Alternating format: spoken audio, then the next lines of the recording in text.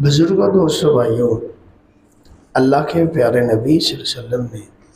ہر حوالے سے ہماری رہنمائی کی۔ آقا کریم صلی اللہ علیہ وسلم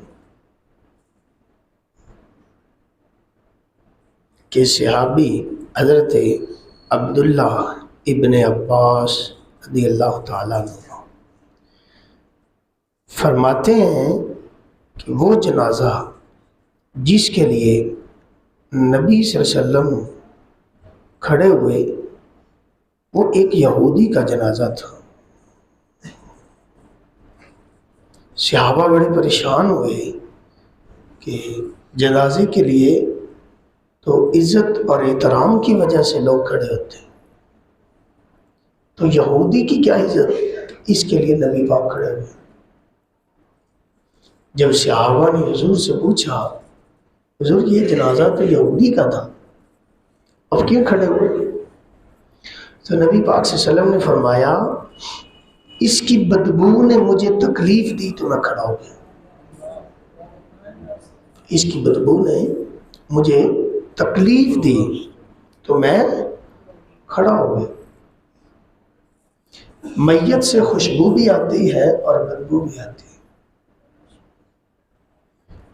دونوں طرح کی صورتیں میت کے ساتھ ہوتی ہیں۔ نبی پاک صلی اللہ علیہ وسلم کی سیرت سے یہ پتہ چلتا ہے کہ جب کوئی جنازہ گزرتا تو حضور کھڑے ہو جاتے اس میت کے احترام میں، اس کے لیے کھڑا ہونا۔ اچھا، جنازے کے آگے بھی چل سکتے ہیں، پیچھے بھی چل سکتے ہیں، یہ دونوں طرح حدیث میں ملتا ہے۔ یہ جو ہوتا ہے نا کہ جنازے کے آگے نہیں آگے چلنے کی ممانعت نہیں ہے، کافر کے آگے جنازے کے آگے چلنے سے منع کیا گیا ہے۔ وہ کیا؟ وہ اس لیے حضور نے منع کیا کہ کافر کے جنازے کے آگے شیطان آگ کا انگارہ لے کر بھاگتا ہے، کافر کے جنازے کا، اور مومن کے جنازے کے آگے رحمت کے فرشتے صدائیں لگاتے جاتے ہیں، اور میت بھی بولتی ہے، مسلمان میت بھی بولتی ہے، کافر میت بھی بولتی ہے۔ بخاری کی حدیث ہے، اللہ کے نبی فرماتے ہیں صلی اللہ علیہ وسلم، میت کہتی ہے قدمونی قدمونی قدمونی، یہ مومن میت کہتی ہے مجھے جلدی لے چلو، مجھے جلدی لے چلو، مجھے جلدی لے چلو، کیوں دیر کر رہے ہو، کیوں دیر کر رہے ہو، وہ میرا ٹھکانہ جنت ہے اور تم دیر کر رہے ہو، مجھے وہاں جلدی پہنچاؤ، مجھے وہاں جلدی پہنچاؤ۔ اور کافر کو جب کندھوں پہ اٹھایا جاتا ہے تو وہ میت بھی بولتی ہے، کہتی ہے ہائے تم پہ افسوس، تم تو میرے اپنے تھے اور مجھے کہاں آگ میں پھینکنے جا رہے ہو، ابھی قبر اس کے دور ہے اور وہ وہاں سے دیکھتی ہے۔ اللہ کے نبی صلی اللہ علیہ وسلم فرماتے ہیں جب تم میت کو دفنا کے آتے ہو تو میت تمہارے قدموں کی آہٹ کو بھی سنتی ہے، یہ جو قدم رکھ کے واپس آ رہے ہوتے ہیں نا، میت ان قدموں کی آہٹ کو سنتی ہے قبر، اور صدا لگاتی ہے مجھے رکھ کے جانے والوں، مجھے بھول نہ جانا، مجھے ادھر ایسے چھوڑ کے نہ چلے جانا، جس سے ہمیں اندازہ ہوتا ہے کہ مسلمان جب بھی اپنے کسی عزیز، اپنے والد، اپنی والدہ، اپنے بہن بھائی میں سے کسی کو دفنا کے آئے تو واپس جایا کرے، کیونکہ وہ میت کہتی ہے مجھے چھوڑ کے جانے والے میرے پاس آتے رہنا، تیرے آنے سے مجھے انس ہوگا،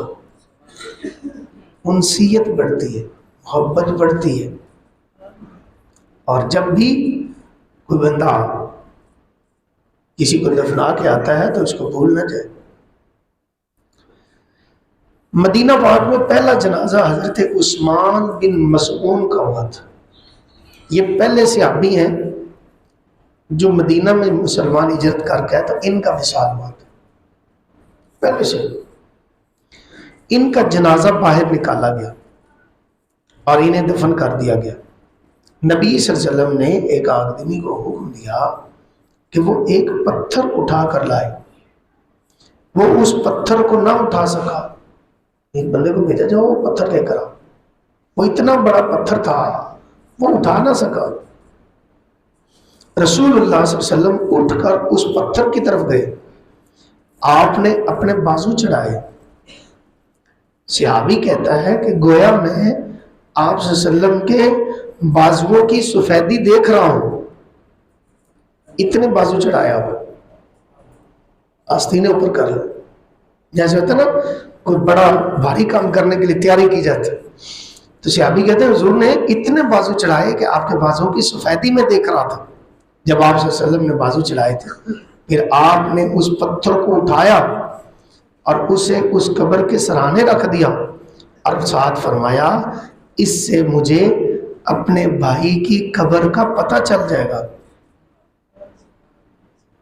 میرے گھر والوں میں سے جو فوت ہوگا اسے یہیں دفن کروں گا۔ اس سے پتہ چلتا ہے کہ قبر کا نشان رہنا، اس کی علامت رکھنے کا حکم ہے شریعت۔ حضور نے بڑا پتھر اس قبر کے سرانے رکھا اور فرمایا میں اس لیے رکھ رہا ہوں تاکہ مجھے پتہ چلے میں نے اپنے بھائی کو کہاں دفن کیا ہے۔ شریعت کا حکم ہے قبر بنانے کا، قبر کی نشانی کو قائم رکھنے کا۔ اور ایک صحابی ہے وہ کہتے ہیں کہ وہ پتھر اتنا بڑا تھا کہ ہم میں سے بڑا آدمی بھی اگر چھلانگ لگاتا نا تو اس پتھر کے اوپر سے گزر نہیں سکتا تھا، اتنا بڑا پتھر تھا جو حضور نے سرانے رکھا۔ اس سے یہ بھی پتہ چلا، اور دوسرا کوئی نیک بندہ جہاں دفن ہو وہاں دفن ہونے کی آرزو اور تمنا رکھنا اور وہاں اپنوں کو دفنانے کا اظہار کرنا، یہ پیارے نبی کی سنت ہے۔ یہ صحابی تھے، نیک آدمی تھے۔ حضور نے فرمایا میرے اہل میں سے کوئی دنیا سے جائے گا میں اسے اپنے اس بھائی کے ساتھ دفن کروں گا۔ نیک بندے کی جہاں قبر ہوتی ہے اس کی نیک دنیا میں بھی لوگوں کو نفع دیتا ہے، فائدہ دیتا ہے، اس سے لوگوں کو خیر ملتی ہے، لیکن وہ جب مر جائے تو اس کی خیر بند نہیں ہو جاتی، بلکہ جس قبرستان میں وہ دفن ہوتا ہے ان قبرستان والوں کو بھی وہ نفع دیتا ہے، اس سے ان کو فائدہ ہوتا ہے۔ نیک بندے کی قبر جنت کا باغ ہوتی ہے اور آس پاس قبر والوں کو بھی اس کا فائدہ ہوتا ہے۔ ظاہر ہے اس کے پاس جب فرشتے سلامی پیش کرنے آتے ہیں، اس کو سلام دینے آتے ہیں، تو ساتھ جو لیٹے ہوتے ہیں اس کی برکت سے انہیں بھی سلامتی ملتی ہے۔ جیسے حضرت ابوبکر صدیق نے کہا تھا یار میں جب فوت ہو جاؤں تو مجھے نبی پاک کے ساتھ دفن کر۔ انہوں نے کہا کیسے، کس طرح دفن کریں؟ تو فرمانے لگے کہ میری میت کو اٹھانا، اپنی بیٹی حضرت عائشہ سے فرمانے لگے اس کو اٹھانا اور رسول اللہ صلی اللہ علیہ وسلم کے روضہ پاک کے دروازے پہ رکھ دینا، اگر دروازہ خود کھل جائے تو ادھر دفن کرنا، اگر اجازت نہ ملے کھلے نہ دروازہ تو پھر عام مسلمانوں کے قبرستان جنت البقیع میں دفن کر دیں۔ یعنی حضور کے ساتھ دفن ہونے کی خواہش۔ پھر ایسے ہی ہوا، حضرت صدیق اکبر کا وصال ہوا تو ان کا جنازہ لے کر رسول اللہ صلی اللہ علیہ وسلم کے روضہ پاک کے سامنے رکھ دیا گیا اور عرض کی حضور سلام عرض کیا، سرکار سلام عرض ہے اور آپ کا غلام ابو بکر آیا ہے، ابو بکر آیا ہے۔ جب اتنا کہا تو رسول اللہ صلی اللہ علیہ وسلم کے پاک روزے کا دروازہ کھلا اور آواز آئی ادخلوا الحبیب الی الحبیب، بندو دوست کو دوست سے ملا دو، دوست کو دوست سے ملا دو۔ حضرت عمر کا وصال ہونے لگا، زخمی تھے، سیدہ عائشہ صدیقہ سے اجازت مانگی، حجرہ آپ کا ہے، وہاں رسول اللہ دفن ہے اور اسی جگہ پہ حضرت ابوبکر صدیق بھی ہیں، تو ان کا دوست، ان کا یار عمر بھی چاہتا ہے کہ وہیں دفن ہو۔ اگر آپ اجازت دیں تو میں وہاں حکم دیتا ہوں دفن کیا جائے، اگر نہ اجازت دیں تو پھر جنت البقیع میں۔ تو حضرت عائشہ رو پڑی، کہنے لگی، حضرت عبداللہ ابن عمر آئے تھے ان کے بیٹے پوچھنے، تو حضرت عائشہ فرمانے لگی یہ جگہ میں نے اپنے لیے رکھی تھی، لیکن عمر کا نبی پاک اور میرے والد گرامی سے تعلق ایسا تھا، اب میں قربانی دیتی ہوں، مجھے عام مسلمانوں کے قبرستان میں دفن کرنا، اور حضرت عمر کو میں اجازت دیتی ہوں وہاں دفن کرنا۔ تو یہ مرنے کے بعد بھی فائدے ہوتے ہیں نیکوں کے، ان کے قریب دفن ہونا بڑا فائدہ دیتا ہے۔ اللہ تعالیٰ ہمیں سمجھ دے، ہمارے